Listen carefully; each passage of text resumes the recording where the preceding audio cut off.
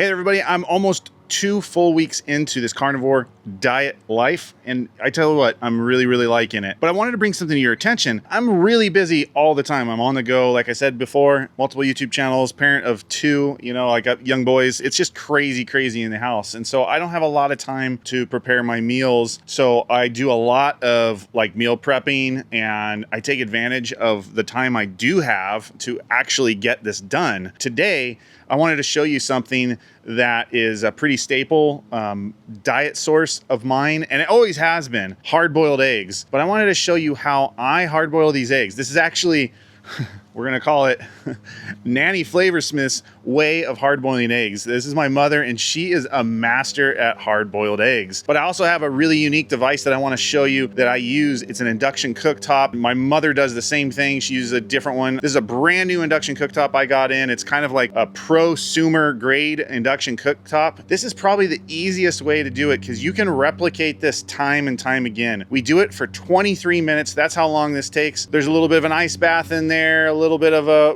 room temperature water bath in there. Then they should peel really good, and we should have a really awesome product that's easy to work with at the end, and also not overcooked to where the yolk starts to turn green, because that does happen. If you overcook your eggs, they will turn to like a green color, that yolk will, and it'll leave like kind of like a green residue inside. Now, it doesn't really change the flavor or anything like that. It's just not as visually appealing as having a nice vibrant yellow oat. So if you do this right and you don't overcook it and you do it for 23 minutes at a medium high temperature, which we're going to do at 360 degrees Fahrenheit, and that's also like a medium high setting on our induction cooktop, putting them in a big old pot. We just put about a little over 2 inches of water over the top of the eggs, turn the induction cooktop on, and let it do its thing. Without further ado, let's get to it now.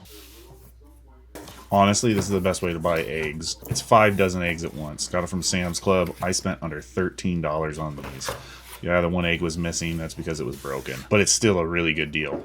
And here it is. It's the Changbert Professional Induction Cooktop. It's a high power system from 200 to 1800 watts. It has a temperature range of 120 to 460 degrees Fahrenheit, or 50 to 240 Celsius. And it also has a timer setting that goes from 0 to 10 hours. Using an induction friendly pot, I put in 18 eggs. Now we're going to take them over to the sink, and we're just going to fill it up with just regular temperature water. Nothing hot, nothing cold, just normal. And we're going to fill it up to where it goes just about 2 inches over the top of the eggs. All right, now we're just going to take them back and put it on top of our induction cooktop, turn it on, and then this is our heat setting, and I'm just going to show you the range. It goes all the way down to 200, and then it goes all the way up to 1800 watts. So that's the wattage, from 200 watts to 1800 watts. And then this is our temperature function right here. So click on that, and then I'm going to show you the range. All the way down to 120 degrees Fahrenheit, and then we're gonna go all the way back up to, we're almost there, 460. That's where it tops out. But we're gonna do a medium to high heat at 360 degrees Fahrenheit. And just a little over 6 minutes into it, it's just starting to heat up. You can see bubbles creating, and it's starting to move around. And a little over 12 minutes into it, you can see that a lot of those bubbles have accumulated on top, and we're starting to get a little bit of froth there. This happens just before it starts to go into a very low boil. So things are starting to heat up, and it should hit that low boil at around 16 minutes or so. And just as I called it, right around 16 minutes, we start to get that low boil. And a few minutes later, things really start heating up. And with just under 6 minutes left, this is the boil speed, that rolling boil, that we should see throughout the rest of the cook. All right, a little over 19 minutes into it, and look at it go. It is just doing exactly what it needs to be doing, coming along really good. Just a few more minutes left. And there we are, 23 minutes into it. Let's just stop everything right now, turn the power off on the unit, and let it cool down.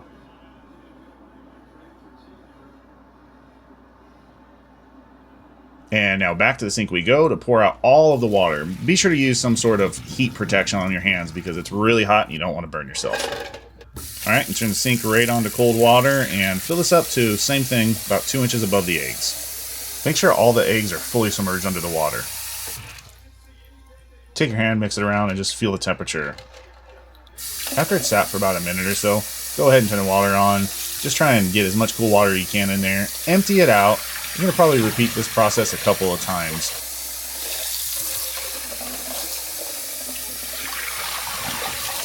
And if you have a cracked egg here and there, it's no big deal. It should still come out fine.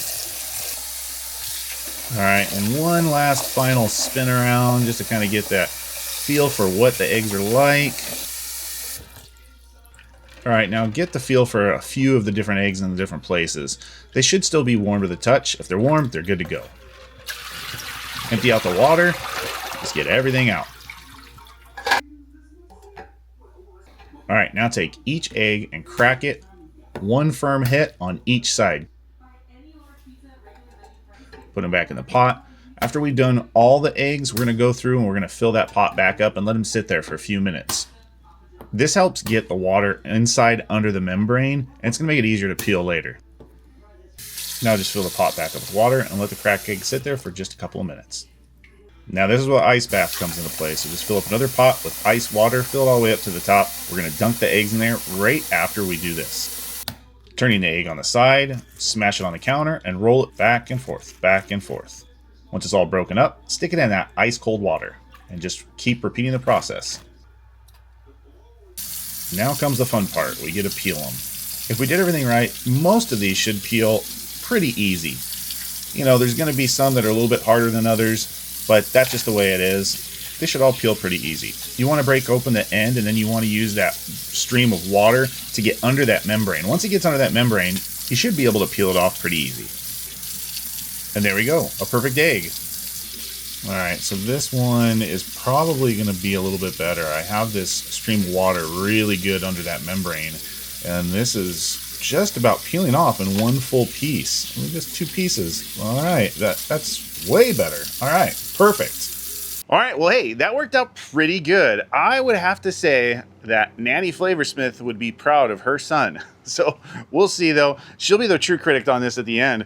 But to be honest with you, the eggs came out really good. They kept their shape and everything. They weren't hard to peel. I almost, on some of these eggs, I had it to where when I had the water faucet in there, it just peeled in one peel. You know, smashing them on either side of the end gives you like a little breakage as well to where you can break that point. And once that water gets into that membrane and it sits in there for a little bit, and then you take it and you put it under the faucet and you really get the water going under that membrane, they just want to, the shell will just peel off with that membrane all in one pull. So now we're going to put some of our favorite, it's like an ancient sea salt from some ancient mines in Utah, Redmond salt. I tell you what, it's this awesome salt that it's very similar to the Himalayan pink salt that I like to use. This salt came highly recommended to me by another carnivore enthusiast, and a longtime carnivore enthusiast actually. She just said that this was like the best stuff you can get and it had a really good flavor. And I will tell you, I am not disappointed with what she said at all. It has lived up to everything, and it's supposed to be really good for you too. So there's not any weird chemicals in it or anything, so it's healthy.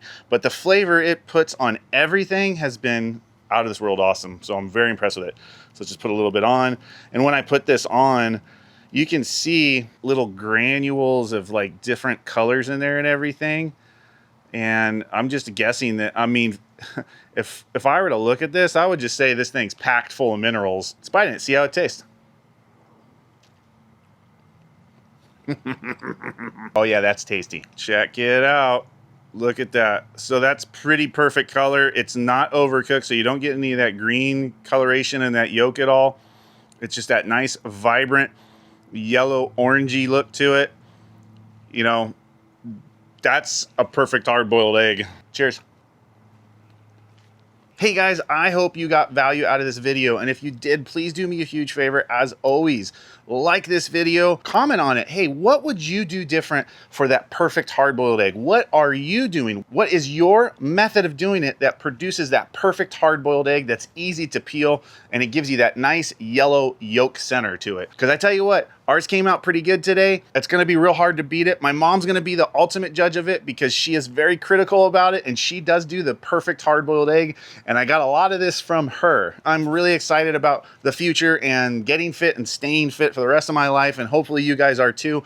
I want to build this community, so help me build the community by subscribing to the channel, possibly sharing this video or another video with your friends to help grow the community. So that way we can all help each other out and stay fit, get fit, and stay fit together. And you can expect down the pipeline more videos like this on product reviews that I'm using in my day-to-day carnivore life that I feel that are going to be beneficial to you guys to make your carnivore meal prepping and just cooking and everything a lot easier, as well as I'm going to produce some really awesome little recipes because like I said, my diet's a little bit different than just the standard carnivore diet. I'm doing something that's more of like along the lines of a carnivore ketovore diet, which I call a flavor diet. That's FLA capital VORE living, flavor living, because this is the way I look at it. If it tastes good and I'm just a little bit off on maybe not being 100% carnivore, maybe I'm just 1%, maybe keto, but everything tastes good, I'm gonna stay on this diet longer than 30 days,